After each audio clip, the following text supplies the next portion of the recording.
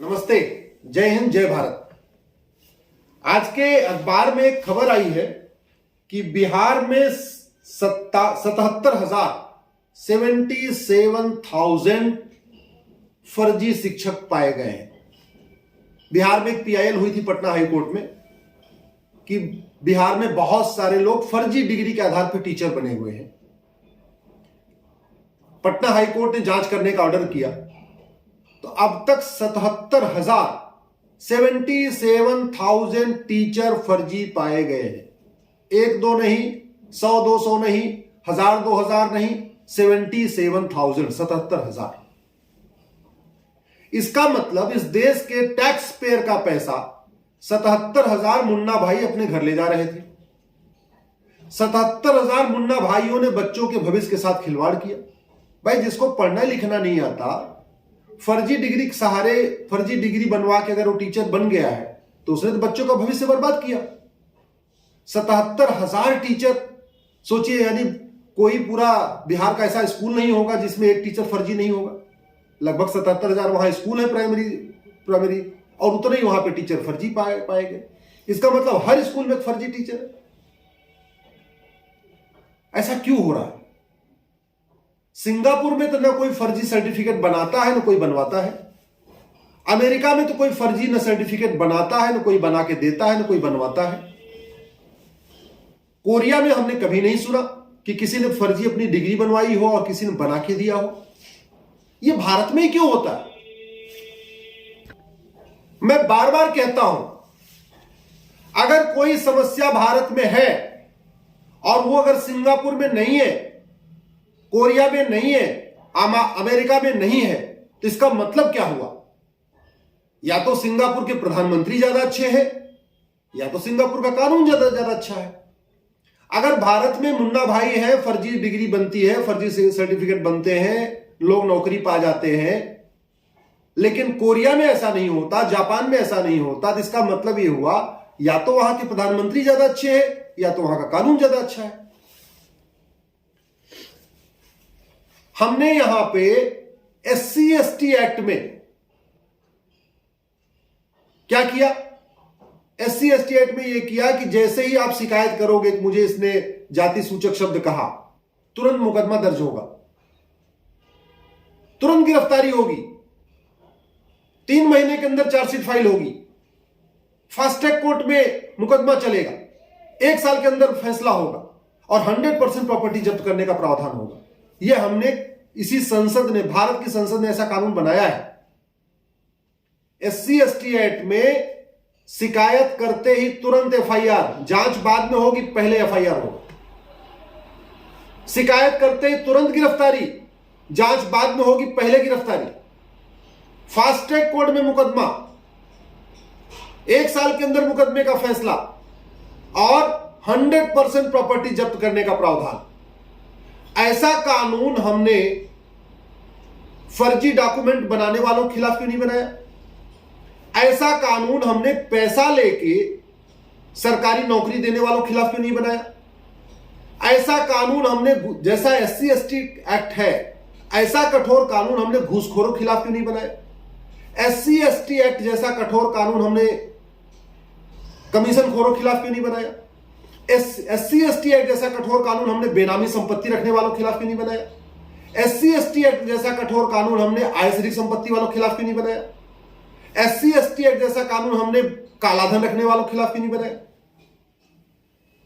आप सोचिए, भारत की संसद ने SC/ST एक्ट कानून बनाया और उसमें 5 प्रावधान किए। शिकायत करते ही मुकदमा दर्ज होगा, जांच बाद में होगी। FIR दर्ज करते ही गिरफ्तारी होगी, जांच बाद में होगी। 3 महीने के अंदर चार्जशीट फाइल होगी, फास्ट ट्रैक कोर्ट में मुकदमा चलेगा, 1 साल के अंदर फैसला होगा और 100% प्रॉपर्टी जब्त करने का प्रावधान होगा। ऐसा कानून हमने घूसखोरों के खिलाफ क्यों नहीं बनाया? जमाखोरों के खिलाफ क्यों नहीं बनाया? मिलावटखोरों के खिलाफ क्यों नहीं बनाया? कालाबाजारियों के खिलाफ क्यों नहीं बनाया? SC/ST एक्ट जैसा कानून हमने कालाधन रखने वालों के खिलाफ क्यों नहीं बनाया? बेनामी संपत्ति वालों के खिलाफ क्यों नहीं बनाया? आय से अधिक संपत्ति वालों के खिलाफ क्यों नहीं बनाया? हवाला कारोबारियों के खिलाफ क्यों नहीं बनाया? ये 77,000 लोग जो फर्जी डिग्री बनवा के बिहार में टीचर बन गए, इन्होंने बच्चों का भविष्य बर्बाद किया। टैक्स पेयर के गाढ़ी कमाई का पैसा अपने घर ले गए। क्या सरकार वो पैसा वापस टैक्स पेयर को दिलवा सकती है क्या? इनकी पूरी जांच में जो पुलिस जांच कर रही है, उस पुलिस का वेतन कहां से जा रहा है? टैक्स पेयर के पैसे से। इनका मुकदमा सालों साल चलेगा। सरकारी वकील जो बहस करेगा उसकी फीस कहां से जाएगी? टैक्स पेयर के पैसे से। इनका मुकदमा सालों साल चलेगा, डिस्ट्रिक्ट कोर्ट में चलेगा, हाई कोर्ट में चलेगा, सुप्रीम कोर्ट तक चलेगा।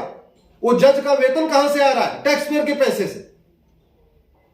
तो अगर हमने ऐसा कठोर कानून बनाया होता कि ऐसी कोई हिम्मत नहीं करता फर्जी डॉक्यूमेंट बनवाने की और फर्जी डॉक्यूमेंट बनाने की, तो जो ये करोड़ों रुपए खर्च होगा सरकारी वकीलों के ऊपर, जजों के ऊपर, जांच करने में पुलिस वालों के ऊपर, वो पैसा बचता टैक्स पेयर का।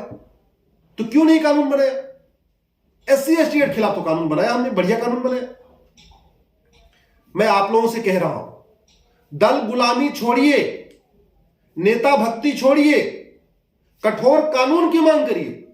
77,000 मुन्ना भाई टीचर बन गए और इसका मतलब 77,000 अच्छे होनहार लोगों का भविष्य बर्बाद हुआ। जो 77,000 ईमानदारी से पढ़े थे, मेहनत के साथ पढ़े थे, अच्छे नंबर लाए थे, उनको नियुक्ति नहीं मिली, वो टीचर नहीं बन पाए, फर्जी लोग टीचर बन गए। इसका मतलब वो 77,000 लोग निराश होंगे, हताश होंगे, वो गाली दे रहे होंगे सिस्टम से, परेशान है कि यार हमने इतनी मेहनत किया, ईमानदारी से पढ़ाई किया, हमको तो नौकरी नहीं मिली।